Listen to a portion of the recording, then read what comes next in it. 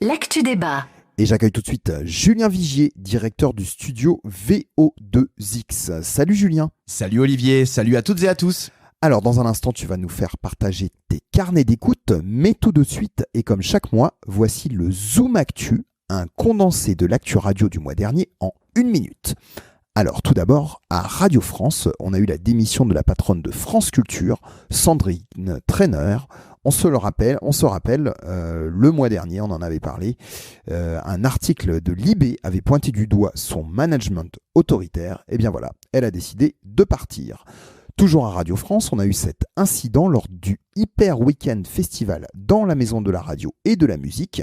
Oui, le sol s'est dérobé sous le pied des festivaliers, mais apparemment plus de peur que de mal. Alors on le sait, la Maison de la Radio veut s'ouvrir plus souvent au public, et bien il va falloir sécuriser tout ça. Du côté des radios privées, cette fois, on a eu cette amende record de 10 millions d'euros que Fun Radio doit payer à Énergie, et cela remonte au fameux Fungate en 2016, quand Bruno Guillon avait demandé à ses auditeurs de favoriser Fun Radio lors de ses enquêtes de médiamétrie. Eh bien oui, Énergie s'est estimé lésé. Et voilà, et ça fait donc un peu cher la blague. Et puisqu'on parle de sondage, eh bien le mois dernier est sorti pour la première fois Ear Insight, la nouvelle formule du panel radio qui mesure les habitudes d'écoute des auditeurs sur de longues périodes. Pour la première fois, cela a été mesuré par un boîtier porté par des panélistes à leur ceinture et les résultats ont été étonnants. On en reparle dans quelques minutes. Et toujours dans l'actu, cette fois-ci au Sénat, la Commission de la Culture a organisé une table ronde pour parler de l'avenir de la radio avec le DAB+, à réécouter en ligne sur le site du Sénat. Bon, en gros, les opérateurs ont dit qu'ils soutenaient le DAB+, mais ils demandent plus de temps et d'argent pour accompagner son développement en cette période de crise. On vous invite enfin à réécouter aussi les replays des débats de la 5e édition de Médias en scène, ce bel événement annuel avec toujours un parterre d'intervenants prestigieux du monde des médias. Tout est disponible aussi ici en ligne. Des ondes Vocast. Et enfin, puisqu'on est dans l'univers des conférences, parlons maintenant des Radio Days Europe. Elles se reviennent en mars. Ce sont 3 jours de conférences en anglais avec des intervenants prestigieux, des dirigeants et des personnalités de la radio et de l'audio du monde entier. Cette année, les Radio Days Europe se passent à Prague. Des ondes Vocast et partenaires presse de l'événement. On y sera et on vous fera un petit bilan dans notre épisode d'avril. Mais en attendant, et si vous n'y êtes jamais allé, on vous encourage à aller faire un petit tour au Radio Days Europe pour les conférences, pour votre réseau ou encore pour chercher des nouvelles idées pour vos radios ou pour vos podcasts. Pour la billetterie et le programme, rendez-vous sur radiodayseurope.com. Bon Julien, place à tes carnets d'écoute. Ce mois-ci, 2 coups de cœur et un coup de gueule. On commence par le coup de gueule ? Oui, c'est ça, malheureusement, on va démarrer par un mauvais point, celui qui concerne le morning d'Ado, ex-Swig, ex-Ado. J'ai fait le tour des mornings il y a quelques jours et ça m'a piqué un peu l'oreille. Alors, le principe, c'est une co-animation entre Priska, qu'on avait l'habitude d'écouter sur Skyrock notamment, et DJ Mist, avec pour ambition de parler hip-hop, de donner des infos sur les artistes rap et R&B diffusés sur la station, et de se remémorer en fait les anciennes histoires autour du hip-hop, parce que c'est un peu le credo de Ado, en fait, la nostalgie. Alors, si t'aimes le hip-hop, tu connais déjà la plupart des infos. Je trouve qu'on n'apprend pas grand-chose, et à la fois, c'est finalement un peu trop spé pour ceux qui sont là juste pour la musique. Côté bonne humeur, il y en a pas beaucoup malheureusement. L'animation, j'ai pas trouvé ça très bon. Je suis désolé, mais techniquement Priska, c'est pas ça. Les accroches, le rythme, j'ai comparé avec Vibration, Voltage 8, Toulouse FM, Contact. On a partout des teams qui sentent le matin, qui respirent l'animation morning. Et là, le duo chez Ado, ça va pas bien. Les mots sont relativement neutres, peu d'humeur. Le DJ, lui aussi, est assez neutre, on va pas se mentir. On ne sait pas vraiment qui il est. Le personnage n'est pas travaillé. Bon, à retravailler pour Ado. Alors, ta prochaine écoute, c'est cette fois-ci dans l'univers du podcast. Oui, alors là, vrai coup de cœur, Olivier. La série sur Léon Blum par France Inter, Léon Blum, vie héroïque. On a 9 épisodes de presque 1 heure à chaque fois, mais attention, C'est tout à fait ce qu'il faut pour raconter la vie de cet homme qu'on croit connaître, mais finalement, beaucoup plus par son passage au Front populaire de 36 que pour le reste. Et pourtant, sa vie est passionnante. La vie d'un homme central, politiquement, culturellement et dans le sens de l'histoire aussi, car Blum, ça démarre avec Dreyfus, et ensuite la guerre, il fut déporté, et puis son héritage aujourd'hui, c'est la gauche, Blum. Philippe Collin est le narrateur, il y a des invités. C'est tout bonnement passionnant, addictif même. Bon, on va écouter alors. Et ton coup de cœur suivant, c'est toujours dans le podcast, mais par un studio indépendant cette fois. Oui, Olivier, autre podcast complètement incroyable, pas facile à écouter, je vous mets en garde. Cette fois-ci, ça se passe du côté du studio Paradisio avec 75 019 Daesh. C'est l'interview de la sœur du djihadiste français Boubacar El-Hakim, qui a été membre imminent de la cellule des Buttes-Chaumont, un émir en fait de Daesh. Il a démarré tout ça au début des années 2000 et c'est justement ce qu'elle raconte. Elle raconte, elle, son quotidien de petite sœur, celle de petite sœur d'un monstre, mariée de force, voilée intégralement à 9 ans, enfermée chez elle. On apprend en fait énormément sur ce djihadisme de l'époque, peu pris au sérieux finalement par les autorités et malheureusement annonciateur des attentats de Charlie. Voilà, ça continue en ce moment, il y a de nouveaux épisodes qui viennent de sortir. 75 019 Daesh. À écouter donc. Merci Julien, belle sélection ce mois-ci. Eh ben merci Olivier, on se retrouve le mois prochain. Et tout de suite, on va faire un petit décryptage de Ear Insight donc. Ear Insight, c'est la nouvelle enquête de Médiamétrie qui capte les habitudes d'écoute en radio. Alors autrefois, ça s'appelait le panel radio. C'était fait avec des carnets d'écoute maintenus à la main par un panel d'auditeurs. Désormais, avec Ear Insight, ils portent un boîtier électronique avec eux, attaché à leur ceinture. Ce boîtier reconnaît automatiquement les radios qu'il écoute tout au long de la journée avec une technique de watermarking. On explique. Les radios placent des tags, c'est-à-dire des marqueurs audio au sein de leur programme. Ces marqueurs sont inaudibles à l'oreille humaine, mais ils permettent à ces fameux boîtiers électroniques d'identifier automatiquement le nom de la radio que vous écoutez. Alors maintenant, quelles sont les différences entre Ear Insight avec l'enquête classique Ear National, l'ancienne 126 000 ? Eh bien d'abord, il y a justement ce mode de mesure automatique, donc en théorie plus fiable que le déclaratif, qui lui est fait au téléphone comme un sondage classique. Alors plus précis, oui, mais non, puisque le panel de Ear Insight à l'heure actuelle ne compte que 5000 personnes, tandis que Ear National interroge, lui, 100 000 personnes sur une année entière. Donc ça fait environ 25 000 personnes par enquête, puisqu'il y a 4 vagues sur l'année. Donc ça fait mine de rien 5 fois plus de personnes dans l'échantillon de Ear National. Ensuite, dans Ear National encore, on mesure une audience veille, donc c'est une audience quotidienne. Tandis que Ear Insight, avec le boîtier, mesure une audience sur une échelle de temps d'une semaine ou d'un mois entier.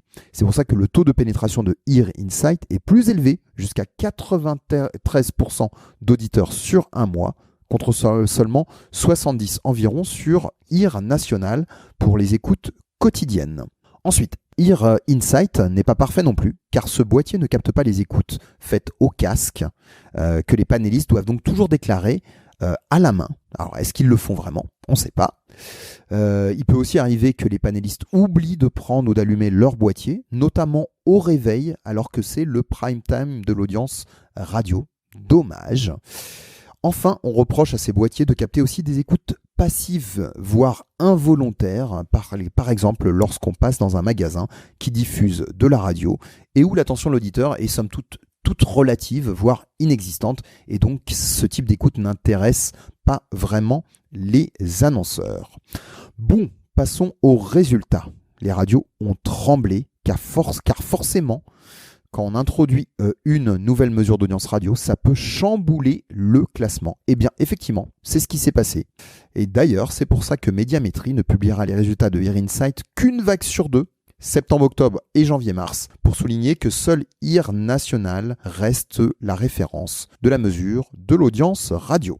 Alors, les résultats dans le détail. D'abord, au niveau de la bataille des généralistes, eh bien, RTL reprend la première place devant France Inter, tandis que Europe 1 et RMC, elles, s'enfoncent dans le classement. Elles sont doublées notamment par pas mal de radios musicales. France Info aussi, elle passe de la 3e à la 7e place. Et France Bleu aussi, elle perd 3 places. Alors, chez les musicales justement, eh bien, les formats musicaux adultes semblent bénéficier beaucoup de cette nouvelle mesure Ear Insight. En mensuel, tenez-vous bien, Nostalgie devient 2e radio de France, toutes radios confondues. Si. RFM et RTL2, elles, passent à la 5e et 6e place des audiences radio. C'est incroyable. Et Europe 2, ex-Virgin, gagne elle aussi jusqu'à 5 places. Incroyable. Chez les radios musicales jeunes, elles, là, on a Skyrock qui perd de 3 à 5 places, Fun qui descend aussi un petit peu, tandis que Energy, résiste, elle reste relativement stable. A noter que dans le top 20, 2 radios au format relativement de niche ou disons éclectique font aussi leur apparition, Nova et TSF Jazz à la 19e et 20e place, alors qu'elles n'apparaissent pas dans l'enquête Ear Nationale. Et d'ailleurs, on vous invite à retrouver ce comparatif du top 20 de l'audience radio entre Ear Nationale et Ear Insight grâce à notre graphique exclusif qui a été préparé par notre ami Hervé Marchais du Transistor. Rendez-vous sur nos réseaux sociaux et sur vocast.fr pour voir ce graphique. Voilà pour la page consacrée à Ear Insight et j'accueille tout de suite Rémi Bertolon. Salut Rémi. Bonjour Olivier, bonjour à tous. Tu es animateur du voice track Rémi et Jam, qui est diffusé sur plusieurs radios en France, et notamment sur RFM Réunion. Alors, dans quelques instants, tu le sais, je vais recevoir Bruno Dubois d'Europe 2 pour notre grande interview. Mais avant cela, Rémi, tu t'es intéressé justement à Europe 2, mais plus précisément à ses locales. Et oui, comme vous le savez, les musicales ont des animateurs en région et c'est l'occasion d'en parler dans ce podcast. Des animateurs qui ont une véritable proximité avec les auditeurs. Ils apportent une touche, une facette locale. Ils offrent des émissions et des jeux rien que pour eux. Et pour être passé dans ce type de réseau, on oublie souvent que c'est un vrai contact avec les auditeurs. On pense au bleu, on pense aux radios chez les indés. Mais effectivement, il ne faut pas dénigrer le travail qui est fait de proximité. Les auditeurs ont l'habitude de nous écouter sur ces tranches horaires. Ils sont actifs aussi sur les réseaux sociaux. Donc c'est un joli rapport que la radio a avec son public. Donc on va rendre hommage à tout le boulot qui est rendu par les animateurs. Et puis au passage, on parle aussi des journalistes qui font un travail de fond hyper intéressant. Alors, on commence avec une animatrice. Et d'ailleurs, c'est ta chouchou celle-là. Oui, c'est l'occasion d'écouter des animateurs en région qu'on aime bien et c'est une animatrice que je ne connais pas à titre personnel, que j'ai découvert pendant les vacances puisque c'est en Vendée. Oui, en Vendée, il n'y a pas que cette excellente radio Alouette.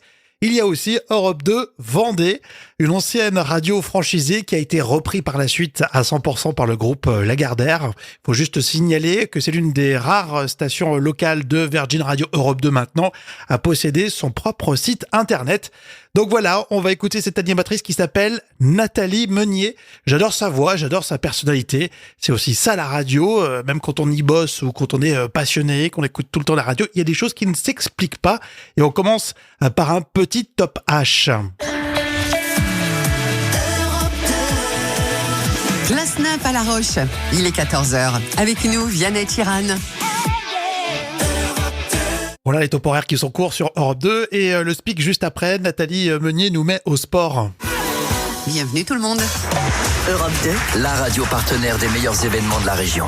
Et notamment du triathlon nature et famille au Sable d'Olonne. Ce sera le dimanche 4 juin, plage des Granges. Une bonne dose de sport en famille, entre amis, dans un super cadre, en bord de plage.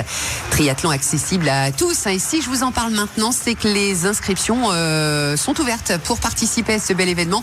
Vous allez vous inscrire sur le site triathlondesolonnes.fr. La douceur d'Aimé Simone. La nouveauté de Phil Boriva. Et le son de Dépêche Mode. On se fait tout ça dans le quart d'heure sur Europe 2, le meilleur son. Voilà Nathalie Meunier entre midi et 16h. Et puis le matin, il y a les infos sur Europe 2 Vendée avec Ludovic Lejeune. Maintenant, un petit tour du côté de la Méditerranée. Et oui, dans le sud, à Nice, il y a Europe 2 Côte d'Azur avec entre midi et 16h Léo.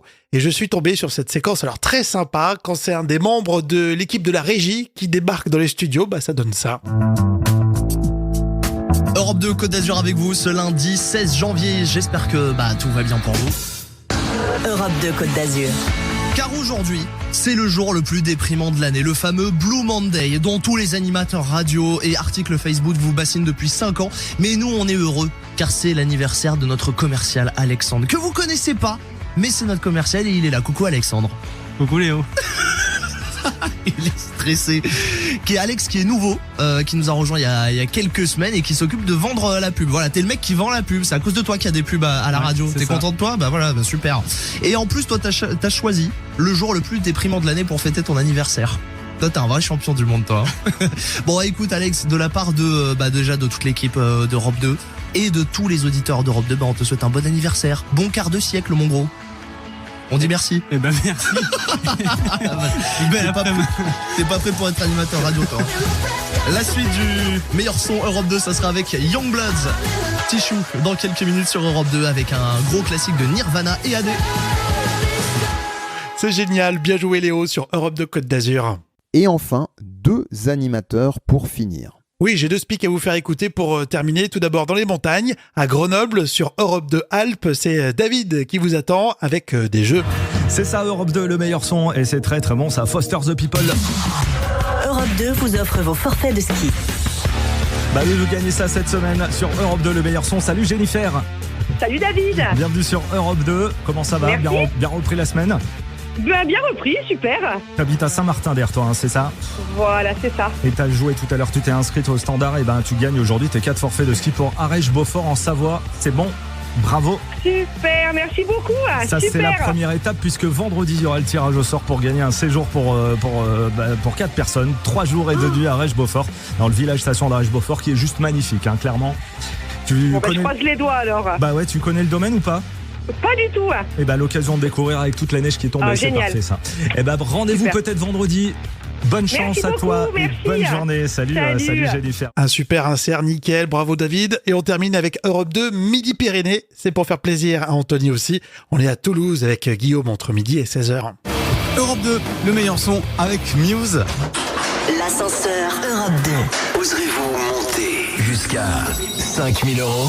Oui, c'est la question qu'on vous pose tous les matins à 8h25 et à 11h25 dans le Morning sans filtre chez Paul de Montreuil.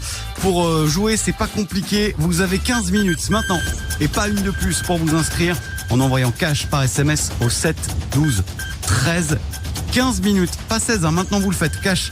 7 12 13, vous vous inscrivez pour tenter de repartir avec 5 000 € dans l'ascenseur Europe 2. Voilà le nouveau jeu lancé par Europe 2. On aurait pu vous faire écouter plein d'autres animatrices et animateurs sur le réseau Europe 2 ou d'autres musicales. D'ailleurs, c'est l'occasion de les saluer, Olivier. Eh bien oui, salut à tous. On aime la proximité et le local dans ce podcast. Rémi, on te retrouve le mois prochain. Des ondes Vocast.